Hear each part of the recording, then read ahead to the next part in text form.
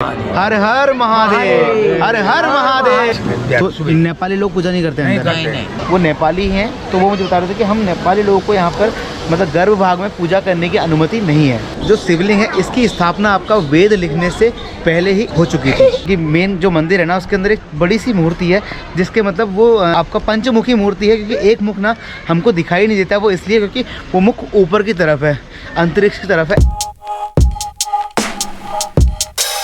नमस्कार दोस्तों, हर हर महादेव। तो आज हम पहुंचे हैं आपका काठमांडू से पशुपतिनाथ मंदिर। तो आज मैं आपको दर्शन कराऊंगा पशुपतिनाथ मंदिर के, और यहाँ के बारे में जितने भी रोचक तथ्य हैं और पौराणिक कहानियां हैं ना, उन सब के बारे में आपको मैं बताने वाला हूँ। तो कहानी की जो शुरुआत है हमारी यहाँ से नहीं होती है, हमारी कहानी की शुरुआत हुई काठमांडू शहर, नेपाल। तो उसके बाद हम कैसे कैसे यहाँ तक पहुँचे मैं आपको बताऊँगा पूरा एक स्टोरी। तो भैया कहानी की शुरुआत हुई थी हमारी यहाँ से।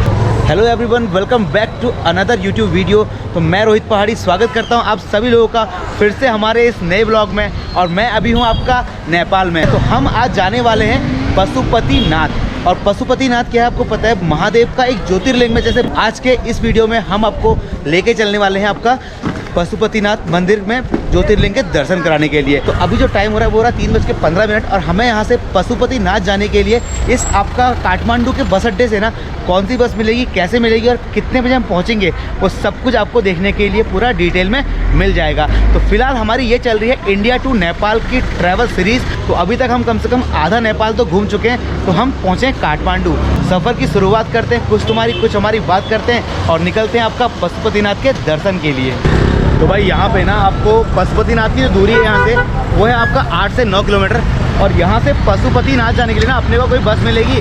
अपने को बस वालों से पता करना पड़ेगा कि कौन सी बस हमको पशुपतिनाथ लेके जाने वाली है। भैया पशुपतिनाथ ले आओगे क्या?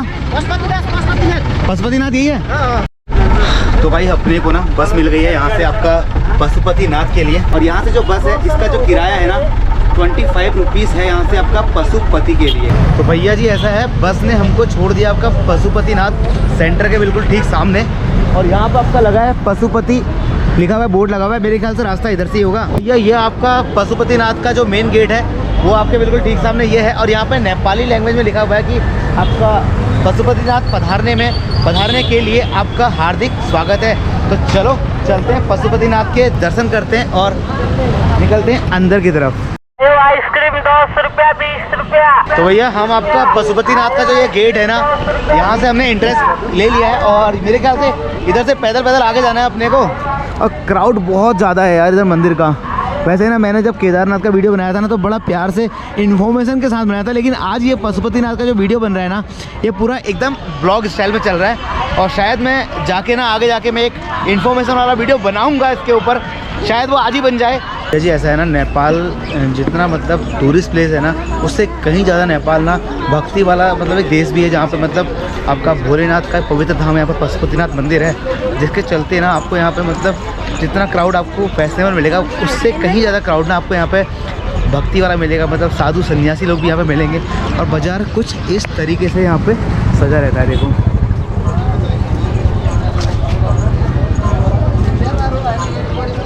पशुपतिनाथ मंदिर का जो मेन गेट है मेरे ख्याल से ये वाला, आराध्य देव भगवान श्री पशुपतिनाथ मंदिर में हार्दिक स्वागत आपका है। तो हम पशुपतिनाथ मंदिर के ना बिल्कुल गेट के एकदम सामने पहुंच चुके हैं। तो इस तरीके से हमने अपने जूते अंदर दे दिए हैं और हमने अपना टोकन ले लिया है। जब हम रिटर्न आएंगे तो हम ये टोकन यहाँ देंगे और अपना फिर उसके शूज पहन लेंगे। भैया मैं आपका पहुँच गया हूँ आपका पशुपतिनाथ मंदिर का जो ये मेन गेट है, इससे अंदर पशुपतिनाथ मंदिर के जो एंट्रेंस है वहाँ घुसने के बाद ना आपको कुछ इस तरीके के नज़ारे देखने को मिलेंगे।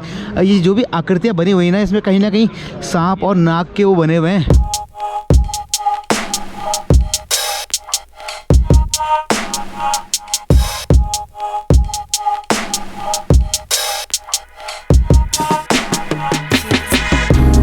का मेन गेट से बिल्कुल अंदर की तरफ आ गया हूँ। और यहाँ से ना आपको दो रास्ते मिलेंगे, एक आपका सांस्कृतिक भवन की तरफ और एक मिलेगा आपका पशुपतिनाथ मंदिर की तरफ। अभी तो फिलहाल पता नहीं कि अंदर उधर कैमरा अलाउड है या नहीं।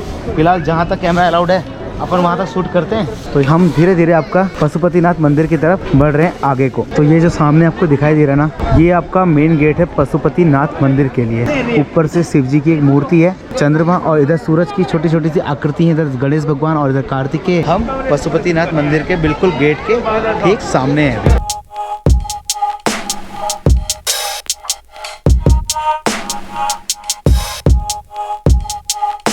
वैसे तो मतलब हमारे देश में पशुपतिनाथ मंदिर के 2 मंदिर हैं।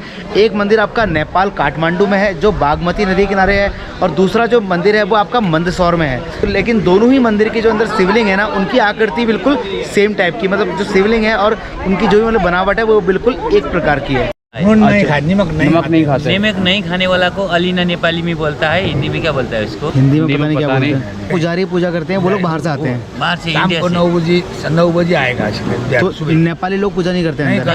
नहीं तो मिलेगा। वो जो स्टोरी आपको पता होगा कि हमारे यहाँ पे केदारनाथ मंदिर है, तो पशुपतिनाथ को ना केदारनाथ मंदिर से जोड़ के देखा जाता है।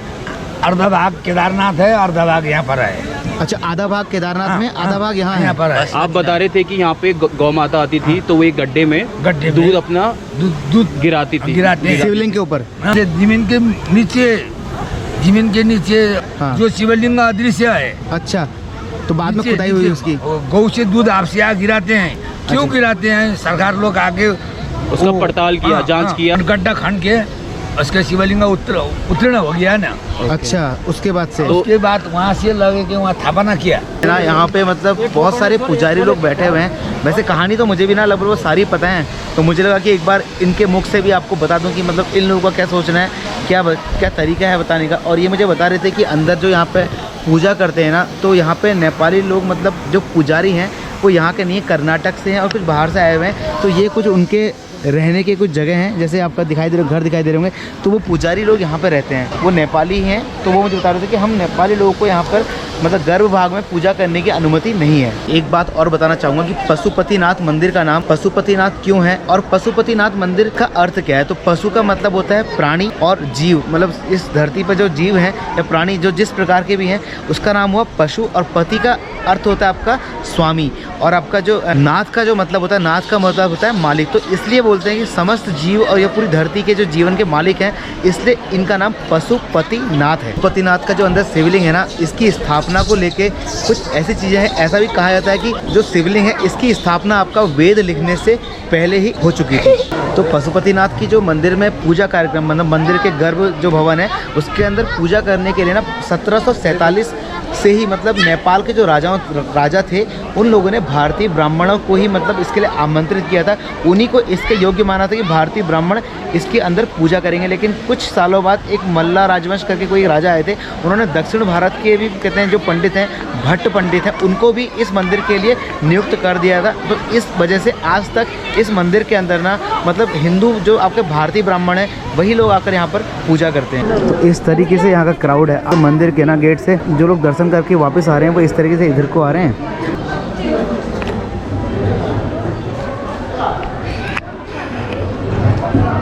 भैया जी ऐसा है, यहाँ से आगे हम जा रहे हैं अंदर मंदिर के दर्शन करने के लिए, और मंदिर के अंदर ना आपका किसी भी प्रकार की आपकी फ़ोटोग्राफी वीडियोग्राफी कुछ भी अलाउड नहीं है। तो हम अपने कैमरे को अपने बैग के अंदर डालते हैं और जाके ज्योतिर्लिंग के दर्शन करके आते हैं। फिर आपको बताते हैं यहाँ के महत्व के बारे में कि क्या क्या 3 कहानियाँ हैं इस शिवलिंग के ऊपर, क्योंकि यहाँ पे ना शिवलिंग होने के पीछे 3 टाइप की कहानियाँ हैं। एक तो आपके जो चरवाहे वाली कहानी है, और दूसरी कहानी जो है वो केदारनाथ को लिंक करती है, और तीसरी कहानी है जो देवी देवताओं और शिव जी को डायरेक्ट लिंक करती है सिंह टूटने के ऊपर।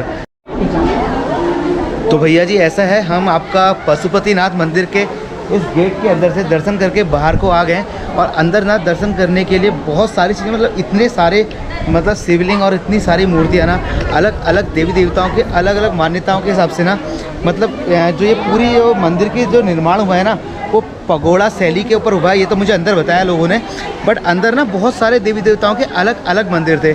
इतना तो मतलब मैंने सुना भी नहीं था, पढ़ा भी नहीं था इसके बारे में, जितना मुझे वहाँ देखने के लिए मिला। मतलब चांदी के मतलब दरवाजे और चांदी के नाग की मूर्तियाँ, बहुत सारी चीज़ें। तो मैं आपको अभी डिटेल में एक एक करके बताने वाला हूँ कि यहाँ के बारे में कि क्या क्या यहाँ की मान्यताएँ हैं। तो मैं ना आपको एक बढ़िया सा व्यू दिखाने जा रहा हूँ। आपका थोड़ा हाइट में जाके ना वहाँ से मंदिर का दर्शन कैसा लगता है कि फ्रंट वाले गेट का, और वहाँ पर जिस श्रद्धालु यहाँ पर खड़े रहते हैं ना, तो मेरे पास काफ़ी समय है यहाँ पे, क्योंकि आज का दिन मैंने पशुपतिनाथ के लिए चूज़ किया है। तो मैं आ गया हूँ आपका पशुपतिनाथ मंदिर से काफ़ी ऊपर। यहाँ से आप देख सकते हो ये बिल्कुल प्रांगण है, मेन प्रांगण इस तरीके से, और बिल्कुल ठीक सामने आपका पशुपतिनाथ मंदिर का वो दरवाज़ा। तो अभी मैं अंदर था, मंदिर के अंदर दर्शन करके आया ना। मंदिर के अंदर देखने के लिए ना बहुत सारी चीज़ें हैं। अगर मैं एक एक करके आपको हर चीज़ के बारे में बताऊंगा ना तो शायद ये ब्लॉग बहुत ज़्यादा लेंथी और बहुत समय कम हो जाएगा मेरे लिए, क्योंकि मेन जो मंदिर है ना उसके अंदर एक बड़ी सी मूर्ति है, जिसके मतलब वो आपका पंचमुखी मूर्ति है, क्योंकि एक मुख ना हमको दिखाई नहीं देता, वो इसलिए क्योंकि वो मुख ऊपर की तरफ है, अंतरिक्ष की तरफ है। ऐसा बोलते हैं कि मतलब आपका चारों दिशाओं की तरफ कहते हैं शिव जी का मुख, और एक मुख आपका आसमान की तरफ है। बेटा चोट लगेगी यहाँ से, नीचे उतरो चोट लगेगी। तो भाई इस तरीके का मतलब यहाँ का अनुभव ना, मतलब मैं आज से पहले आपका जागेश्वर धाम गया था, केदारनाथ धाम गया था, आपका पाताल भुवनेश्वर गया था, वो और तुंगनाथ गया था। मतलब महादेव के जितने भी धाम है ना वो लगभग मैं सारे कंप्लीट कर चुका हूँ। बस अभी बचे हैं तो आपका एक मद महेश्वर बचा है, और एक कल्पेश्वर बचा है, और एक रुद्रनाथ बचा है। केदारनाथ और तुंगनाथ और आपका पशुपतिनाथ, ये 3 जो केदार हैं ये मैंने लगभग कंप्लीट कर लिया। अब बाकी के बच्चे आपका कल्पेश्वर, मद महेश्वर और आपका रुद्रनाथ। तो भोलेनाथ की अगर इच्छा रहेगी ना तो बहुत जल्दी मैं वो सारे धाम भी कंप्लीट कर लूँगा। तो फिलहाल अभी ये नज़ारा है आपका पशुपतिनाथ धाम का। तब भोले का ना बुलावा ना होना तब तक उनके दर्शन ना किसी को हो नहीं सकते।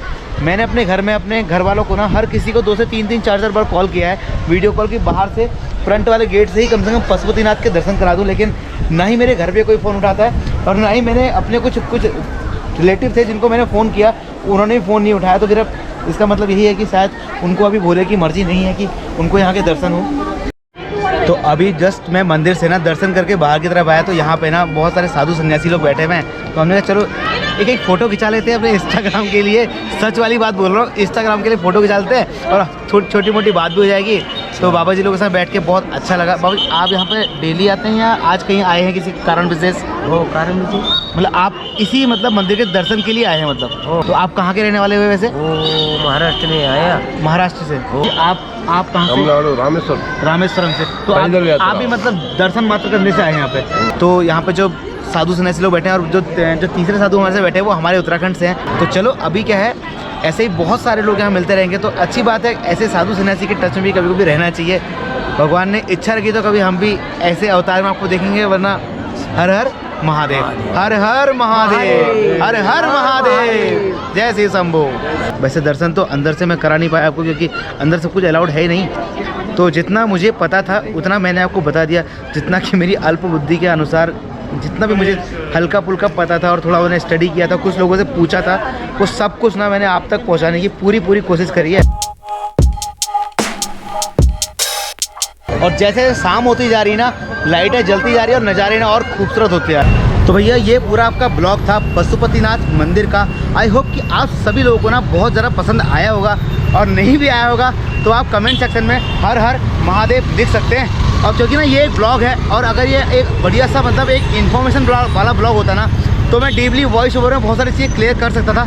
बट मुझे लगा कि यार ये ब्लॉग है तो ब्लॉग के मजे लेते हैं, क्योंकि यार नेपाल में ना इतना समय मिल नहीं पाता कि बढ़िया से एक बार वीडियो को शूट करो फिर दोबारा वॉइस ओवर में उसको एडिट करो। तो फिलहाल ये नज़ारे थे पशुपतिनाथ मंदिर के।